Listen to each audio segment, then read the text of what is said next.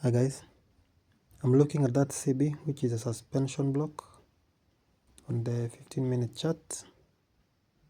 So I was watching to see whether we'll get to the consequent encroachment, and if I drop to a 5-minute chart, you'll notice there's another small CB here on the lower half of the 15-minute fair value gap. So let's see what they're doing on the 1 minute. It has failed to get to the consequent encroachment of the 15-minute.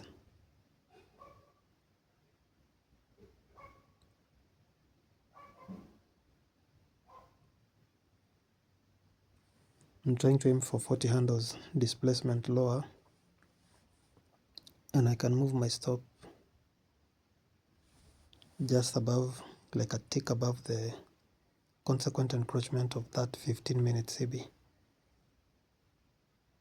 whose consequent encroachment it has failed to get to. Then now, as we are moving lower, because I'm using that fair value gap to measure strength or weakness. So now I'll be looking for displacement on the downside.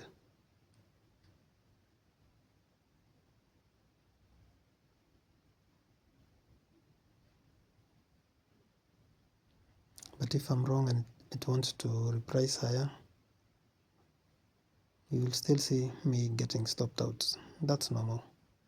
There's nothing to be ashamed about.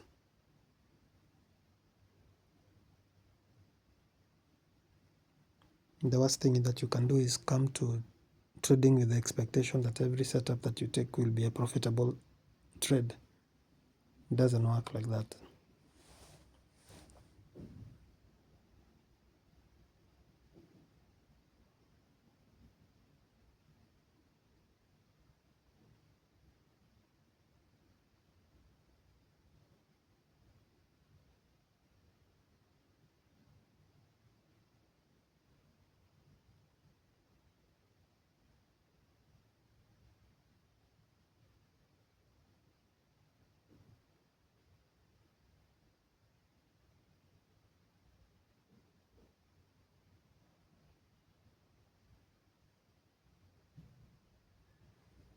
At this time of day, I would be anticipating price to pull back into the range, but since I have targets on the higher time frame daily charts lower, I want to see whether they can use this last portion, the market on cross, to try and move lower.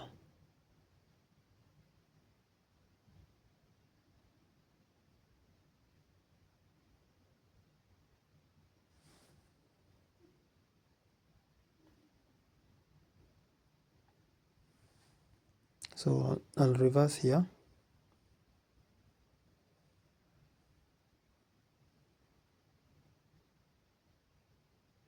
and I'll aim for that high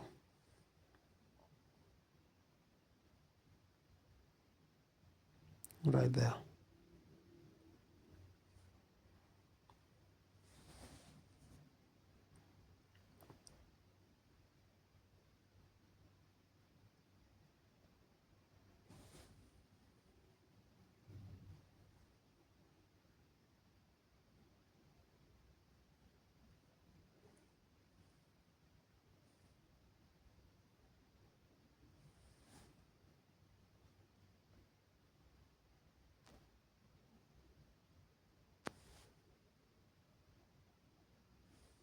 I'll add more here.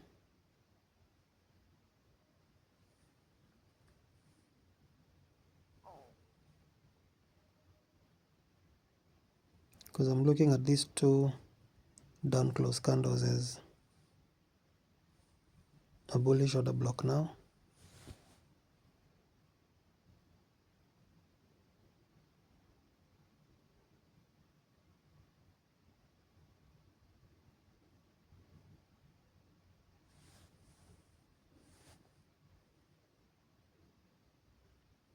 I want to see where 345 is. That normally starts the market on close macro.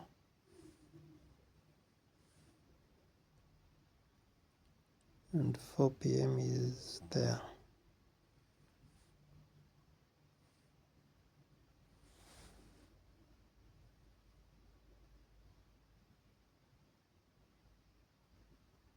So I've been able to grow this account. So risking $7,800 or even $10,000 is not too much for this account.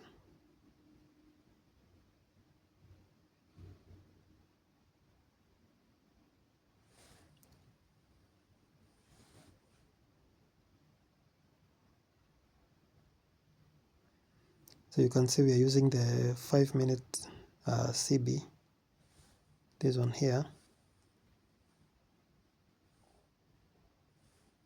Sorry.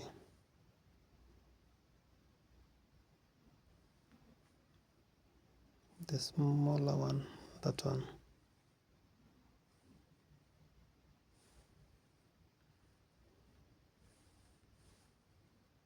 So you can see we've closed above it. So now I would like to see price not come down to the lower half on both the bases.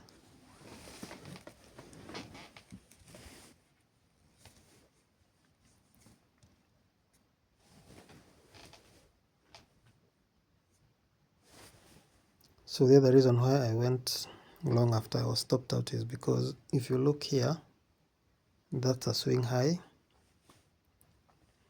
So when we went above that swing high on that displacement, that big green candle, that is displacement.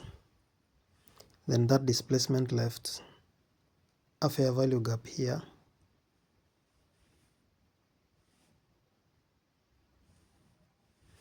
And you can see as we went down, we didn't fully close in that fair value gap. So I can actually reduce risk and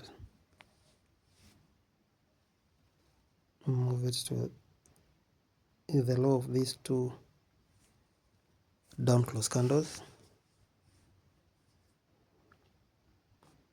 because I'm looking at that being used as a bullish order block.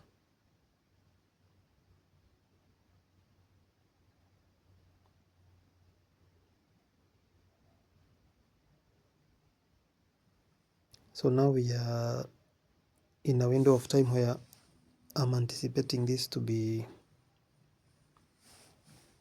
the low of the day.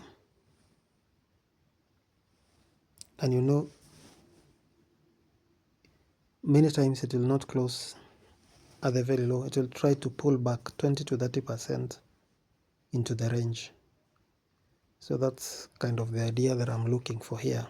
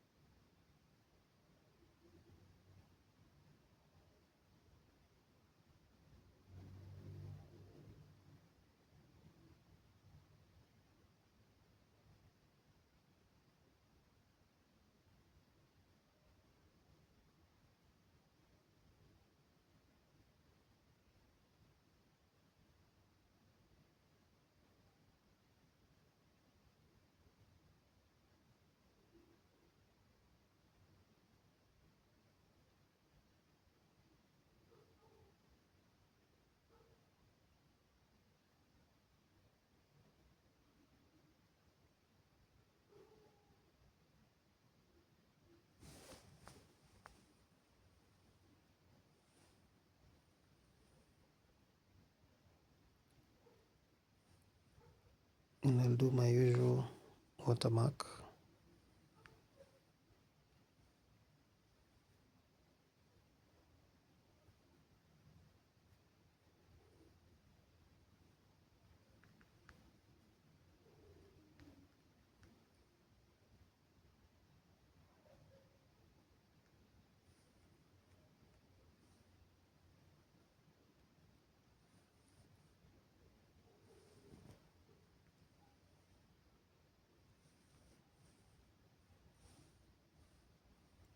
make it white.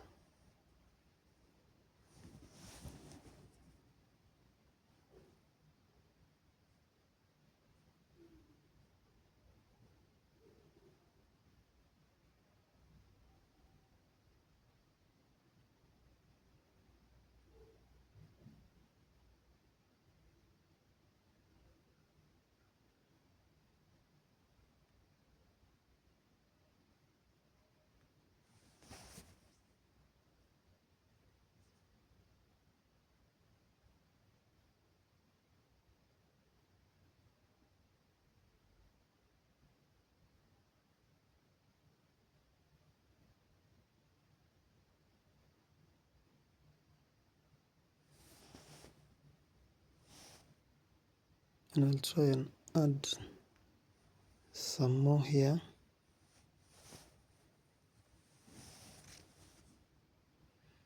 Because that down close candle that we have there, the black candle, I was looking at that as a propulsion block, trying to buy into it, but you can see it wicked down, and then it's trying to show signs of acceleration moving up. So I'll now like to see it spike up and tag that limit order and take my profit.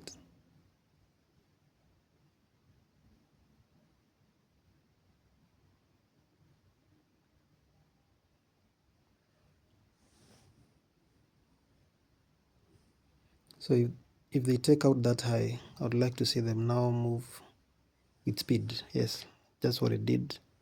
I would like now to see it move with speed and tag that limit order in this candlestick or the next one. So in this candlestick now, I want to see it rip higher and engage that limit order.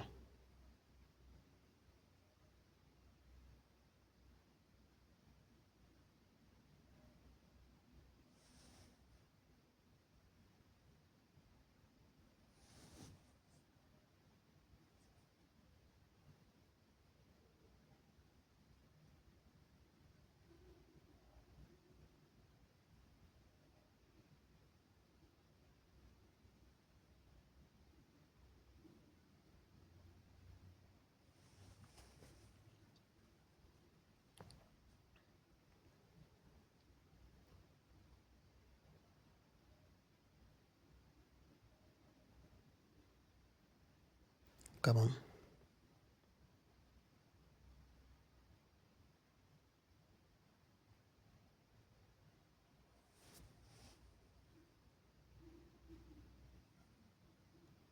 So what I can do now is remove risk completely,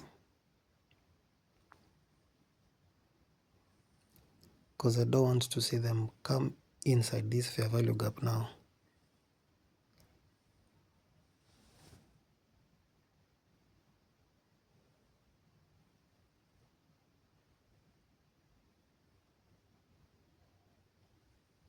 I didn't want to see that, but they just did that. But it's okay. Sometimes you'll see price do things that you ideally don't want to see them do when you're in a trade. Because if they can leave that open, it means it's in a hurry to keep going up.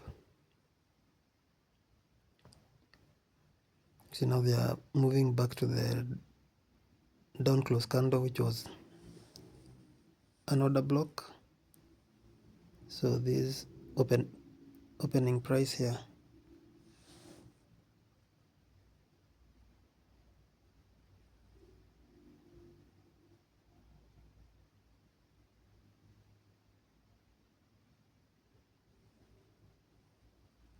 it doesn't invalidate the trade, but I would have preferred if they left that fair value gap open and just ripped higher and kept moving higher.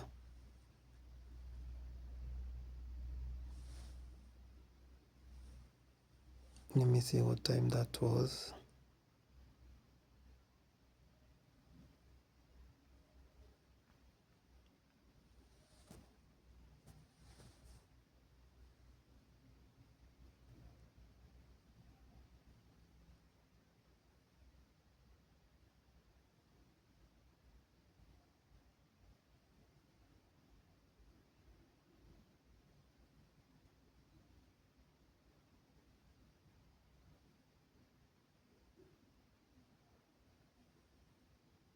Remember I told you I'll show you how I mitigate losses. That's an example.